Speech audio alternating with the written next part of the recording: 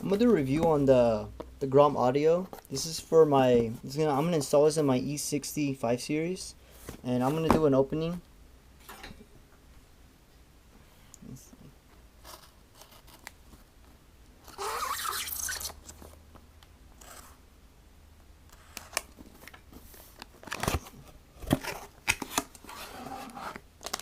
So I see we have here the unit.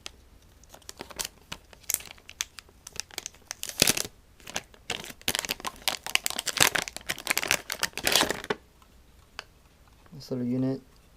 You see it has the two connectors and the USB, the harness plug, the fiber optic lines. Came with the GROM USB, this little USB thumb drive. I had ordered and had them include the extra iPod adapter so I can control it with my iPod. A USB extender, and instructions, manuals, and I think just random paperwork. And I'm gonna go ahead and show you how to install this into the e60 5 Series BMW. I'm gonna show you how we're gonna install the GROM unit into the back there where the CD changer is supposed to be or goes. Okay, what you're gonna need is you might need a flathead screwdriver, a paper clip, and one of these needle nose pliers. Okay, first we're gonna get we're gonna go back here and we're gonna take out this panel here, which is easy. On each end here, these little clips that twist, and you can just pull them out.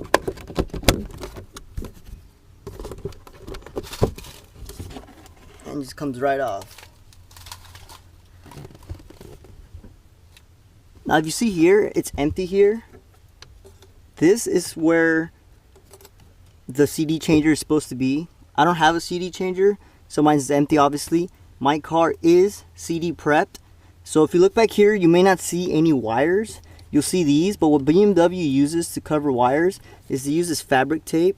So some people, it might be hidden so you wouldn't know that you're prepped for it. But if you look and you see this, it's gonna be wrapped. So just start unwrapping it. And just be aware, this tape is really sticky, so. Okay. Just unwrap this. And then this is going to be the harness we're going to be using. GROM supplies one, which is this one, the exact same thing. But this is pretty much, you're going to be using this. If you don't have prepped, you'll plug this straight into the back of the CCC unit.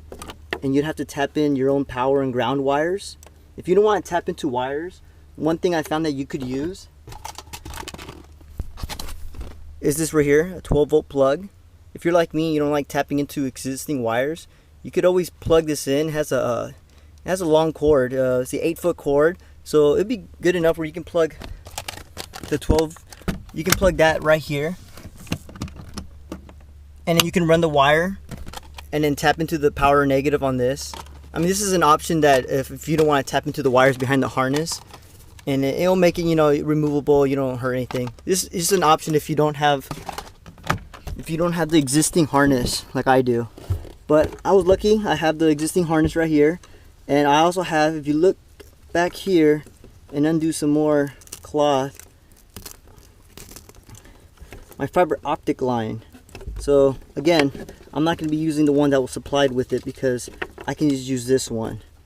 So first thing we're going to do is we're going to need, see this one has this loop that splices them together. We're not going to need it, so we're going to have to remove it, and we're going to have to put in, we're going to have to use this one. So to remove this one, you press this up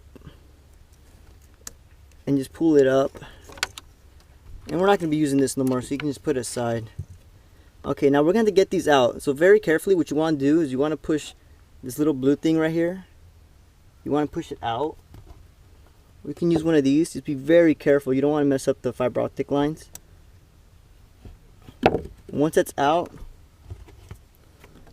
this little blue thing, you just pull it out, and these right here, these little notches right here, you could use your, I use my nail, but you could use this very carefully. Just pull it up a little bit and pull it out. Same thing with this one. Yeah. So we're gonna be using, just do not lose this. This little piece right here, do not lose. And you can just put these fiber optic lines to the side. Okay, next we're gonna use this one. Let's see.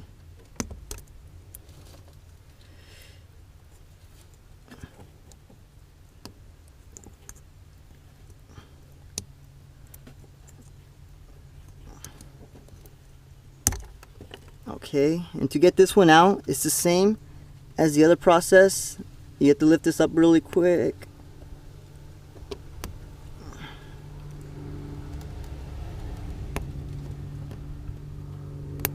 And it comes off. Try not to bend these lines. You do not want to bend the fiber optic lines.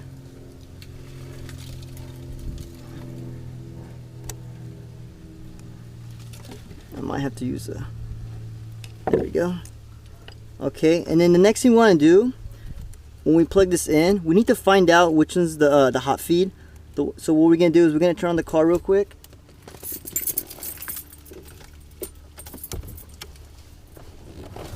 You see how this one has a light that shines? One of them has a light that shines. That one's gonna be the in. On this thing, you're gonna see arrows that says in and out.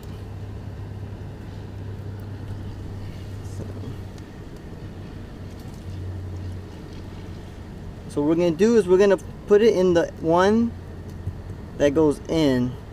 So it'll be this one. The one that goes into the unit is this one right here. Just make sure you know which one it goes into, and that's gonna be the one with the light.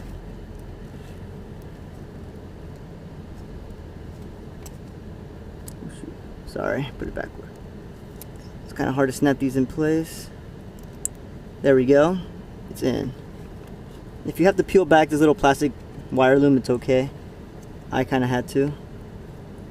And you'll hear it snap when it's in place. Okay.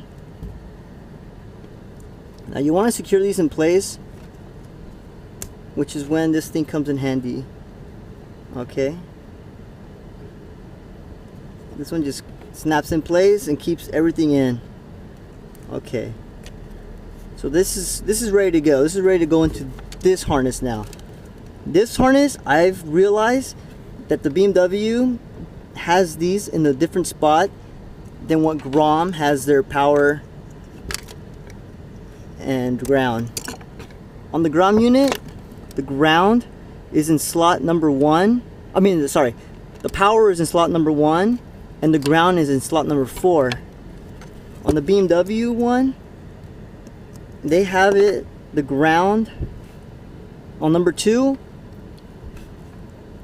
and the power on number 1. Now I'm assuming they probably do this because I don't have it on there, so they I'm guessing maybe if you have the CD changer, it might be already set. I'm not sure how the stock CD changer has their ground and power pins. So to get the we're gonna have to remove the brown one, and move it down behind it, the slot behind it. You see right there. To get the pins out, you're gonna need the paper clip, and just be very careful. If you can turn off the battery, disconnect the battery, it'll help. You do not want to short these out, but we're not gonna remove this enough where it'll touch that. But you always want to be safe. So right here you can see there's 2 slots where you can see the metal pin. You push it down with this, and it pushes down like the locking on the metal clip, and it just slides right out. So you just turn it around, find slot number 4, and slide it in. Now we can put it on the harness. So this one's gonna go right here, and this one's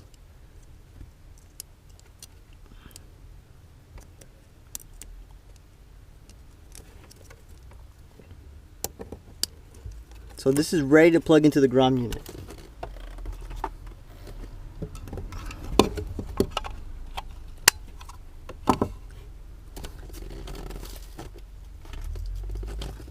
Now there's no light that tells you it's on. What you could do is you can get the supplied USB that came with it and plug it in. When you turn on the car, you see it now powers up. It's blinking. And you could just tuck this back here. Hi, I'm Machine Gun Kelly, here in North Hollywood. Oh, it's already playing. But let's see. If you want to just set up the iPod, it's going to be, the iPod 1 is going to be in slot number 2. So you want to put in slot number 2.